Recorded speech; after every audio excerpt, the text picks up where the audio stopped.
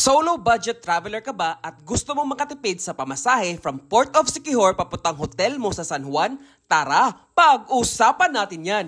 Mayong adlaw, this is J Perpetual Kid at tara, let's explore Siquijor. Note, this option is only applicable kapag dumating ka sa isla ng before 5 p.m. Pagkalabas mo ng Port of Siquijor, maglakad ka papuntang Welcome to Siquijor signage, then turn right hanggang makita mo ang Development Bank of the Philippines. Continue walking hanggang sa makita mo ang Land Bank ATM at Siquijor Capital Square, then turn right sa Siquijor Public Market hanggang malampasan mo ang Julie's Bake Shop at Palawan Pawn Shop. Dito mo makikita ang terminal ng mga tricycle papuntang munisipyo ng San Juan.